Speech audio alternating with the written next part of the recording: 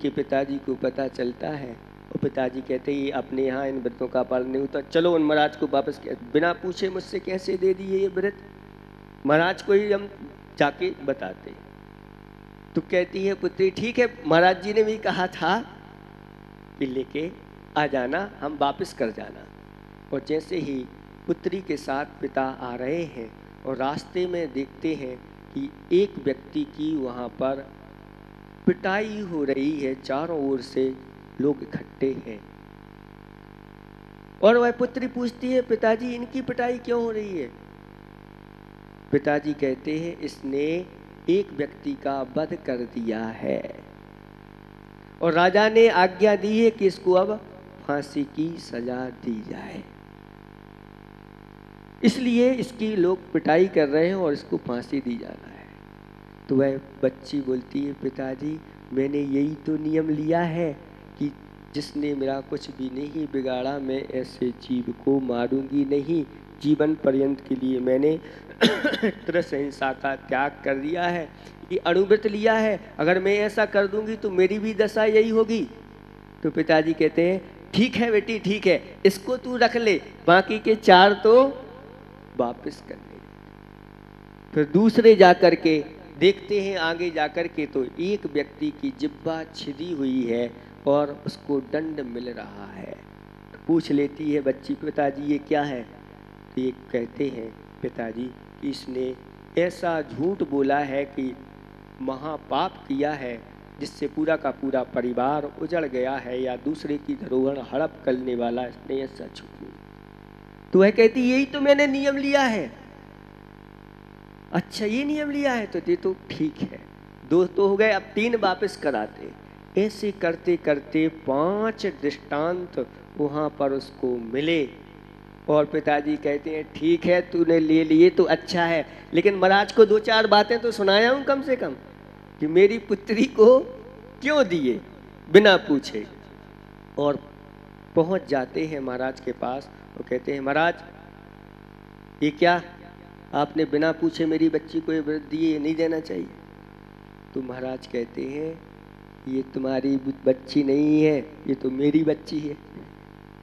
इतना उन्होंने कहा महाराज ने तो वह घबरा गया कि ये क्या कह रहे हैं, एक तो बच्ची को व्रत दे दिए और कहते हैं मेरी, हाँ ये मेरी बच्ची है तुम्हारी बच्ची नहीं है। और उसको भी बुला लिया, आ जाओ, वो भी पास में आके नमोस्तु महाराज जी। अब इतना कहा नहीं, ये तो महाराज ने बहुत बड़ा अनर्थ कर दिया, अब मेरी बच्ची को अपना बच्ची बना ली। और वह राजा के पास शिकायत करने के लिए चला गया और राजा भी सब मिल करके महाराज के पास आ गए और महाराज से कहा कि महाराज ये क्या मामला है। तब महाराज ने पूछा कि ये मेरी बच्ची है, और ये कह रहे मेरी बच्ची है। तो महाराज कहते हैं बताओ तुमने अपनी बच्ची को क्या क्या पढ़ाया? वह कहता है हमने तो कुछ नहीं पढ़ाया। वह कहते हैं हमने तो इसको बहुत सारा पढ़ाया है। और पूछ लिया कि बोलो हमने पूर्व भाव में जो तुम्हें पढ़ाया था, पहले उनके लौकिक गुरु थे और पूर्व भाव में बहुत सारी चीज़ें पढ़ाई थी, तो वो उसने सब सुना दिया। सब लोग आश्चर्यचकित हो गए। फिर महाराज ने पूरा अतीत उसका सामने रख दिया, राजा के सामने भी और उन सब के सामने सभी लोग आश्चर्यचकित रह गए, ये क्या। सभी लोगों ने गुरुओं को अच्छी तरह से नमस्कार किया और अपने अंदर उस धर्म को अंगीकार किया। और उस बच्ची ने आगे जाकर के आर्य का व्रत धारण किए और आर्य का व्रत धारण करके 16वें स्वर्ग में जाकर के उत्पन्न हुई और वहाँ पर देव के रूप में उत्पन्न हुई। और वहाँ से आकर के यहाँ पर वह सुकुमाल नाम के सेठ हुए। सुकुमाल की कथा तो सबको पता है। तो आचार्य भगवान कहते हैं कि देखो अगर आप ऊंचा उठना चाहते हैं तो अपनी निंदा करो, दूसरों की निंदा नहीं करो। इससे क्या मिलेगा? दूसरों की निंदा करने से सामने वाला कभी निंद नहीं हो सकता। और स्वयं अपना पतन हो जाता है। और दूसरों की प्रशंसा करना सीखो। थोड़े से भी गुण हैं तो उन गुणों की ओर दृष्टि रख करके उनकी प्रशंसा करो। आप अपने आप ही कहते हैं कि थोड़ा सा अगर किसी ने दान दिया है और अगर हम ताली बजा देते हैं तो छठवां हिस्सा अपने पल्ले में चला जाता है। कैसा है ये धर्म? भाव प्रधान धर्म है। अनुमोदना, और अगर उसकी अनुमोदना नहीं करी, अंदर अंदर जलन ईर्षा हो गई तो वह घाटा भी हो गया। वही कि वही अपना लेखा जोखा स्वयं व्यक्ति करता है। सुनाया था ना कि टंच कसती है कसौटी, जो करें चोखा करें। आप जो लेखा करें आप ही जोखा करें। टंच कसती है कसौटी, जो करें चोखा करें। आप अपना ही इतिहास लिखते हैं, आप अपना ही भविष्य लिखते हैं। आप ही हैं। आप जैसा करोगे वैसा आपका लेखा हो जा रहा है। और ये जब उदय में आता है तो फिर वह वैसा ही फल देखने में आता है। कर्म जब बनते हैं तो किसी को पता नहीं कब कौन से बन रहे हैं, लेकिन जब उदय में आता है, संसार विचित्र है। कोई एक व्यक्ति गरीब है तो कोई एक अमीर है, कोई गोरा है कोई काला है, कोई निम्न कुल में जन्म हुआ है, किसी का उच्च कुल में जन्म हुआ है, आदि आदि। ये अनेक प्रकार की संसार में विविधताएं, विषमताएं जो दिखाई दे रही हैं, ये सब कर्मों का फल है। इस कर्म को अच्छी तरह से आप लोग स्वीकार करो और आप लोग इस प्रकार की पर की निंदा से बचो, आत्म प्रशंसा से बचो। पर की प्रशंसा करो और अपनी निंदा करो। बस चिंता नहीं करना, कोई भी आपका पतन नहीं करा सकता। ये सूत्र हमारे आचार्य भगवंतों ने आपके लिए दिए। ऐसे कार्य करते चले जाओ। वास्तव में आप लोग जो कार्य कर रहे हैं बहुत प्रशंसा के योग्य हैं, क्योंकि आप जो त्याग कर रहे हैं, आप जो अपना समय यहाँ पर दे रहे हो, ऐसी ठंड में भी आपने 6:30 बजे आकर के और 1024 अर्घ चढ़ाने के लिए आप कटिबद्ध हो। और ऐसा नहीं कि संख्या यहाँ कम हो, पूरा फुल हाउस अंत तक चल रहा है आप लोगों का उत्साह ये ऊपर ले जाने के लिए। और हमने आपको कल थोड़ा सा ही कहा कि देखें तो इस सिद्ध चक्र की महिमा क्या है, तो आप लोगों ने भी सिद्ध चक्र की महिमा अन्यत्र से कम नहीं रखी और आपने अपने भाव प्रकट कर दिए। हम सोच रहे थे क्या सिद्ध चक्र ऐसा ही चला जाएगा। अब इतने दिन निकल गए हैं, 6 दिन निकल गए हैं, 2 ही दिन तो बचे हैं। और मेरे अंदर से भी अब ऐसा अंदर का भाव तो कह रहा है कि आप जो कहोगे ये लोग सब मानेंगे, लेकिन हमारा भी अब कितना कहें इन लोगों से, इतना ये शुरू से ही करते आ रहे हैं, और कितना कहें। लेकिन अंदर से ऐसा भाव उमड़ आ गया, कम से कम देख तो ले। हाँ, सरपंच भी आ गए, विधायक भी आ गए, और सब यहाँ पर उत्साह उमंग लोगों का है। अभी आप लोग यहाँ पर ये अस्थायी समोषण बना करके आप लोगों ने यहाँ पर समोषण विधान कल्पद्रुम विधान किया है। एक दिन खिमलासा वालों का वो भी आएगा जो साक्षात स्थायी समोषण बना करके ये समोषण विधान करेंगे। किसी को बुलाने की कोई जरूरत नहीं कि भैया बुलाओ, कहाँ है बेगमगंज वाला, हमारे यहाँ समोषण बना जाओ। नहीं, यहाँ तो बने बनाए हैं, जब चाहो तब विधान आप रच लो, कर लो अपने अपने समोषण के पास बैठ करके। और ये अद्वितीय क्षण आप लोगों के लिए आगे मिलने वाले हैं। यहाँ पर आप लोग कहते हैं कि समोषण में भगवान को उच्च स्थान देने वाला है, उसको तो नियम से उच्च स्थान मिलेगा, इसमें किसी प्रकार का कोई संशय नहीं। उच्च गोत्र की ही प्राप्ति उसके लिए होना है। ऐसा कहा गया है, प्रणते नहीं भक्ति सुंदर रूपम उच्चई गोत्रम प्रणते। ऐसे भगवान को जब प्रणाम करने से, सच्चे देव साध गुरुओं को प्रणाम करने से उच्च गोत्र की प्राप्ति हो जाती है। फिर भगवान को जो उच्चासन दे रहा है, सामान्य वेदी पर नहीं दे रहा है, और समूसरण में जाकर के उच्चा आसन पर भगवान को विराजमान करने वाला है, ऐसा व्यक्ति का कभी पतन नहीं होता, उसका तो उत्थान ही उत्थान होता है।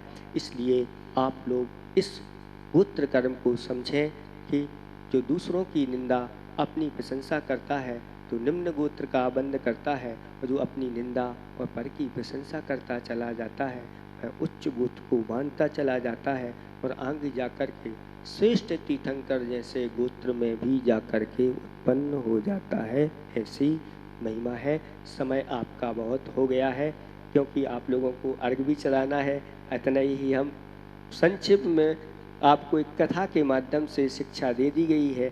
आप इस प्रकार से दूसरों की निंदा से आपको बचना है। किसी ने कहा है कि न थी जब हाल की हमें अपनी खबर, रहे देखते औरों के ऐबो हुनर, पड़ी जब अपनी बुराइयों पर नज़र, तो फिर नज़र में कोई बुरा नहीं रहा, नज़र में कोई बुरा नहीं रहा। अपनी बुराइयों पर आप नज़र डालिए, उन खोटों को आप बाहर निकालिए, आपका काम अच्छी तरह से। अभी तो कल का दिन और बाकी है, आप लोग रह नहीं जाना कि हमें मिला ही नहीं समूसरण, हमें भगवान नहीं मिले। कल का दिन है, कल के दिन तक आप लोग पूर्ति कर लेना। अहिंसा परमो धर्म की, धर्म स्नेही भक्तात्माओं, यह अनुष्ठान समूसरण विधान का और सिद्ध चक्र महामंडल विधान का अनुष्ठान गुरुदेव की कृपा से, गुरुदेव के आशीर्वाद से निर्विघ्न ही नहीं सानंद संपन्न हो गया। कहा है झुका दे शीश श्रद्धा से, सोए भाग्य जगते हैं, हो आशीष गुरुवर का तो बिगड़े काम बनते हैं।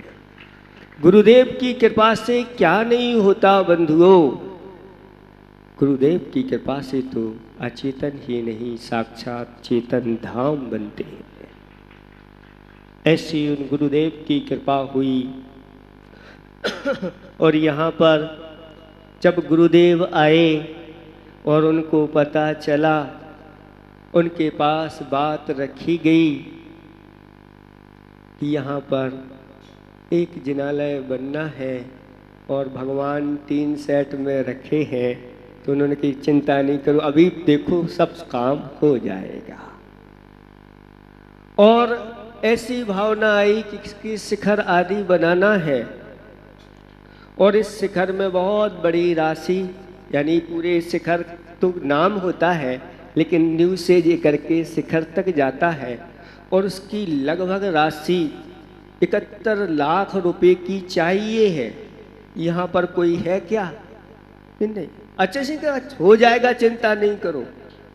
अच्छा इसी ने के मुख से जब ऐसे वचन निकल जाते हैं और एक व्यक्ति यहाँ पर आ गए और कहते हैं, और उनको जैसे ही गुरुदेव के चरणों में झुका, वह राचायसी ने आशीर्वाद दिया और पूरा अपनी तरफ से घोषणा करा करके गए कि 71 लाख की राशि हम इस जिनालय के लिए, एक शिखर बनना था,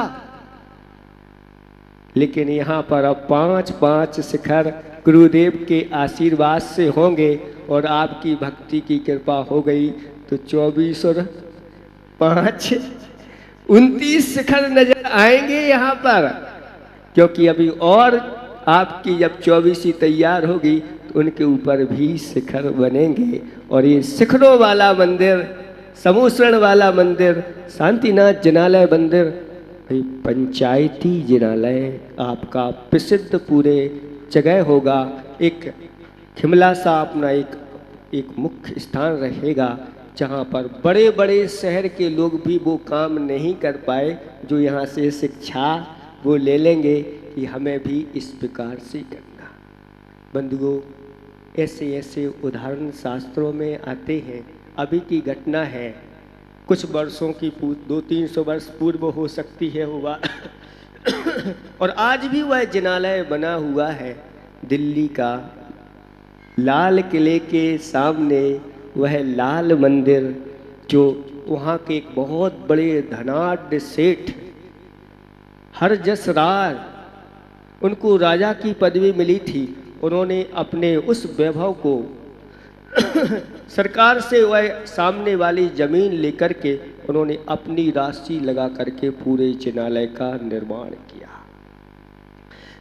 लेकिन अंत में थोड़ा सा स्थान छोड़ दिया शिखर का और काम बंद करवा दिया।